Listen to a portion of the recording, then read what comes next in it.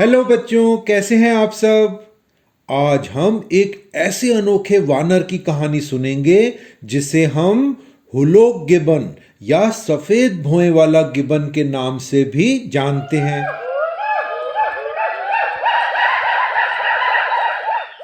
वे घने जंगलों में पनपते हैं और पूर्वोत्तर भारत में ब्रह्मपुत्र नदी के पास पाए जाते हैं। नर गिब्बन के बाल काले रंग के होते हैं और मादा गिब्बन हल्के भूरे रंग की होती है। वे अपना सारा जीवन घने पत्तेदार पेड़ों पर रहकर और एक पेड़ से दूसरे पर कलाबाजियां लगाकर बिताते हैं। उनका प्रमुख भोजन फल और पत्तियां हैं।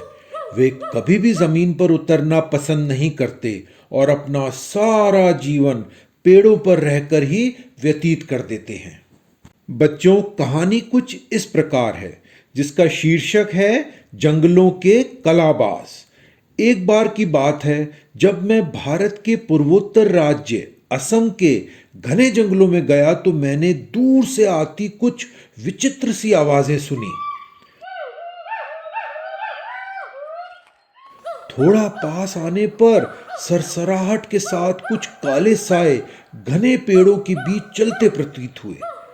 फिर जब कुछ और करीब आया तो एक बड़े रोएदार प्राणी को देख मैं वहां स्तब्ध खड़ा रह गया। मुझे अपनी आंखों पर विश्वास नहीं हो रहा था। एक विशाल गिबन इतना करीब और स्पष्ट मेरे सामने था।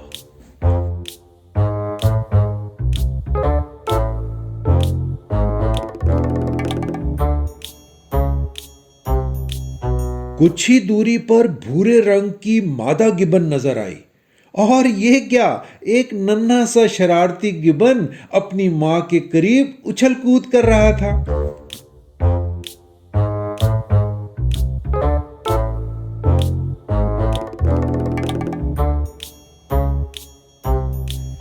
कभी अपनी मां के ऊपर चढ़ जाता और कभी पतली सी टहनी पर एक हाथ से लटक जाता। मैंने मन ही मन उस नन्हे गिब्बन का नाम गिब्बू रख दिया। मां अपने शैतान और जिज्ञासु गिब्बू पर कड़ी नजर जमाए हुए थी।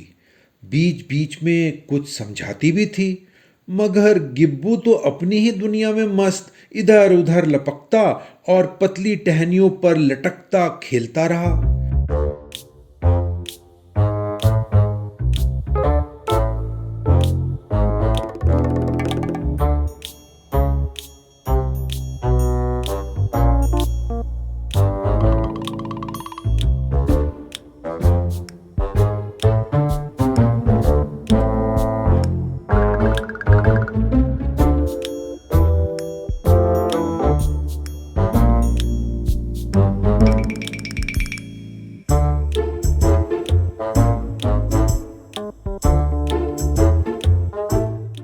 खेलते खेलते वह अपने पिता के पास जा पहुंचा।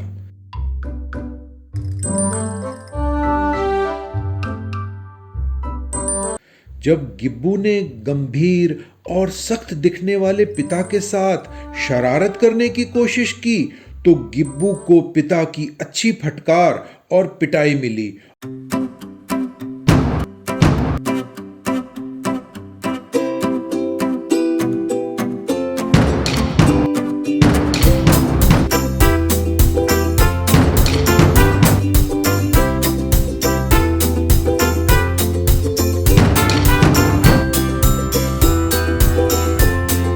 और वह झट अपनी मां की सुरक्षित बाहों में लौट आया और मां से पूछने लगा कि पिता मुझसे इतना नाराज क्यों है। तब मां ने गिब्बू को प्यार करते हुए और चूमते हुए एक किस्सा सुनाया जो गिब्बू की बड़ी बहन गिन्नी से जुड़ा हुआ था। मां ने कहा, बेटा गिब्बू, तुम्हारी बड़ी बहन बचपन में बहुत नटखट थी। वह किसी की बात नहीं सुनती और अपने परिवार से खेलते खेलते अक्सर दूर पेड़ों पर जा पहुंचती। माता पिता के लाख समझाने पर भी उस पर कोई असर नहीं होता था। हमें इस बात का डर लगा रहता कि आसपास के कुछ पेड़ ऐसे भी हैं जो दिखने में तो मजबूत लगते हैं, मगर उनकी टहनियाँ थोड़े से ही बाहर से चटक जाती हैं, जिससे नीचे गिरने का खतरा बना रहता। मगर गिन्नी किसी की न सुनती और कहती, मुझे कुछ नहीं होगा, मुझे सब पता है, आप सब मुझे ऐसे ही डराते रहते हो। माँ आगे कहती हैं, गिब्बू बेटा, एक दिन जब हम सब दोपहर में खाने के बाद विश्राम कर रहे थे, तब गिन्नी मौका पाकर वहां से चुपचाप उन्हीं पेड़ों पर खेलने लगी जिनकी टहनियां आसानी से टूट जाती। गिन्नी कभी इस डाली पर तो कभी उस डाली पर छलांग लगाती रही। उसने एक डाल जब झटके से पकड़ी तो टहनी टूट गई और गिन्नी बहुत ऊंचाई से धड़ाम जमीन पर गिर गई। गिरने की आवाज से सभी का ध्यान उस ओर खिंचा। पूरे समूह में शोर मच गया कि गिन्नी नीचे गिर गई, गिन्नी नीचे गिर गई।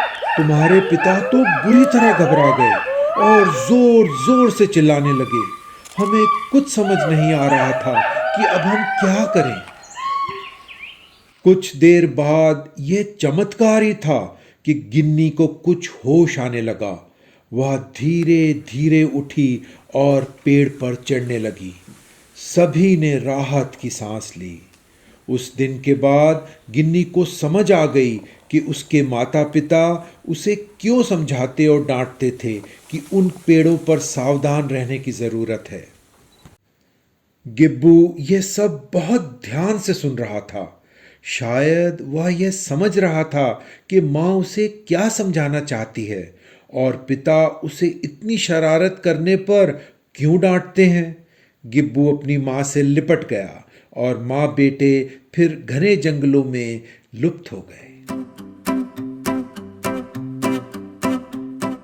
तो बच्चों, इसलिए कहते हैं कि हमें माता पिता और बड़ों की बातों को ध्यान से सुनना चाहिए, क्योंकि उनकी बातों में ज्ञान और कई अनुभव छुपे हैं जिसे हमें समय रहते समझ जाना चाहिए, नहीं तो हम मुसीबत में फंस सकते हैं। संकट के समय में बड़ों की कही गई हिदायतें ही उससे बाहर निकलने में मदद भी करती हैं। तो अच्छा बच्चों, फिर आऊंगा एक और कहानी के साथ। तब तक आप हंसते रहिए और स्वस्थ रहिए और देखते रहिए आपका अपना चैनल अमिट निशानी एक कहानी। तब तक के लिए बाय बाय।